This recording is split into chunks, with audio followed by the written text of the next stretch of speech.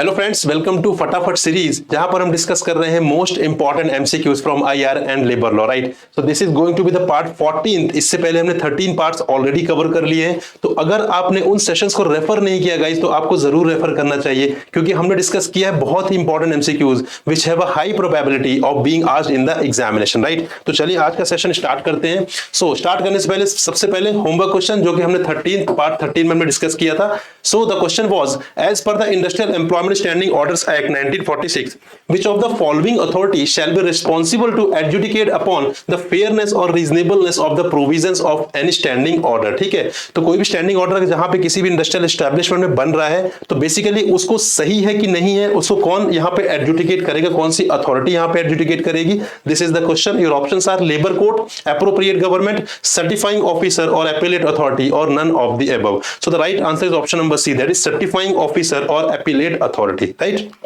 so here you can see conditions for certification of a standing order.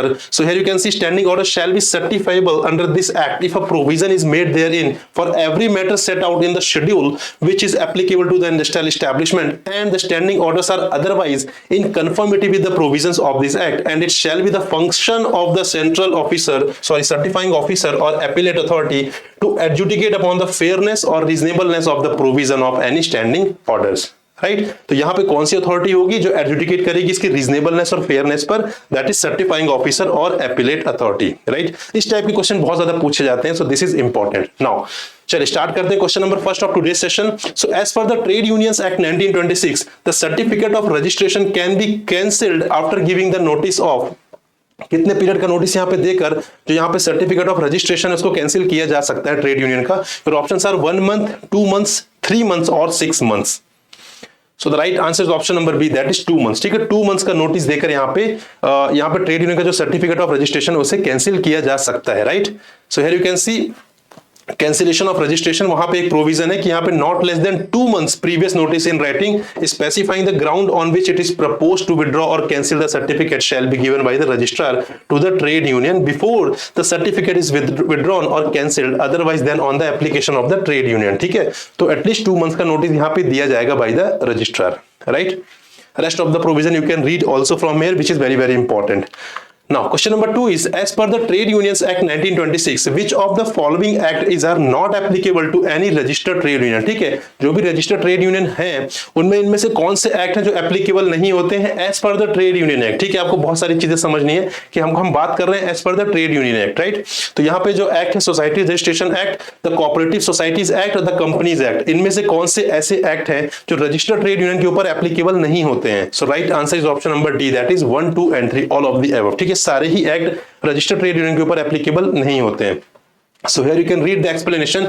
As per the Trade Unions Act 1926, certain acts not to apply to registered trade unions, the following acts, namely Societies Registration Act, Cooperative Societies Act or Companies Act, shall not apply to any registered trade union, and the registration of any such trade union under any such act shall be void.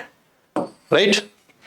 चलिए, question number 3 is the type of bargaining in which the workers demand are agreed upon in return for an increase in efficiency on their part is called. ठीक है, यहाँ पे workers अगर demand कर रहे हैं कि मुझे पे इंक्रीज करवाओ, ठीक है, मेरी यहाँ पे बार्गेनिंग अगर हो रही है कि मुझे अपनी पे इंक्रीज करवानी है, उसका कंसिडरेशन क्या है कि मेरा प्रोडक्टिविटी, मेरा आउटपुट बहुत अच्छा है, ठीक है, मैंने बहुत अच्छा परफॉर्म किया, तो इस टाइप की बार्गेनिंग को हम क्या बोलते हैं? Quality bargaining, output bargaining, productivity bargaining और प्रोडक्शन बार्गेनिंग।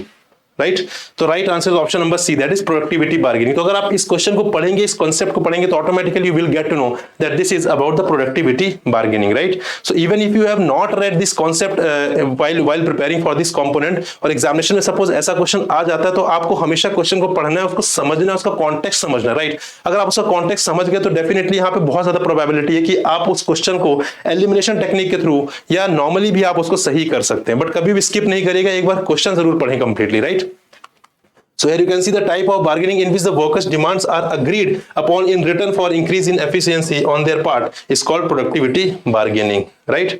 चलिए, question number 4 is there is a process mostly followed by the management in conflicts where by management tried to influence one or more union members by making them offers for benefits in exchange of information. This practice is called unethical. What is the practice called? Right, हमें आपको याद होगा जो पहले 90s की movies होती थी, जो अमिताभ बच्चन की मूवी, अनिल कपूर की मूवीज, उनमें क्या होता था बेसिकली, जो ट्रेड यूनियन होते थे राइट, वहां पे जो मैनेजमेंट था, जब भी ट्रेड यूनियन कुछ स्ट्राइक करती थी या उनका जो भी उनके प्लान चल रहे होते थे बार्गेनिंग या नेगोशिएशन के, तो वहां पे जनरली मैनेजमेंट क्या करता था कि किसी एक पर्टिकुलर लीडर को वहां से ट्रेड यूनियन से उनको कांटेक्ट करते थे, उनको ऑफर देते थे राइट, कि हम आपको इतने पैसे देंगे अगर आप मुझे सारी इंफॉर्मेशन देंगे ट्रेड यूनियन में क्या चल रहा है। बहुत ही कॉमन था, हम जनरली 90s की मूवी में सारी चीजें देखते हैं राइट। तो ये जो प्रैक्टिस है दो अनएथिकल है, तो इस प्रैक्टिस को हम क्या बोलते हैं? This is the question.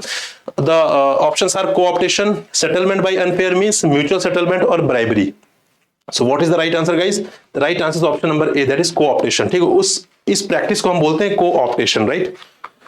So co-optation refers to the situation when management tries to influence one or more of the union members by offering them promotion or other benefits in exchange for information about union strategies or for influencing workers so as to get advantage during the negotiation process, right? पहले से अगर management को सारी information होगी तो negotiation process में उन्हें कहीं ना कहीं एडवांटेज मिल जाएगा right.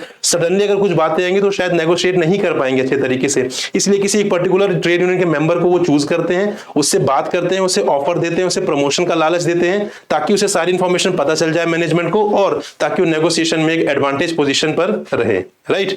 So this is the practice of कोऑप्टेशन।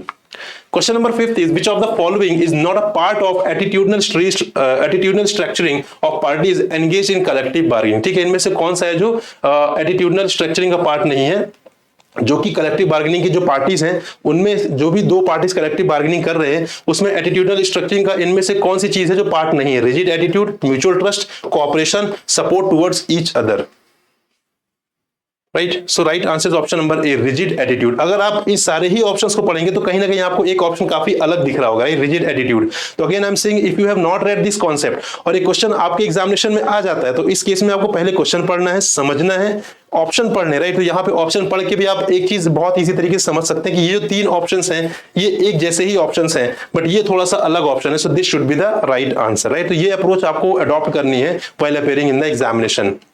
So here you can see following are the parts of attitudinal structuring, that is supportive attitude, mutual trust, style of management, flexible attitude, proper coordination।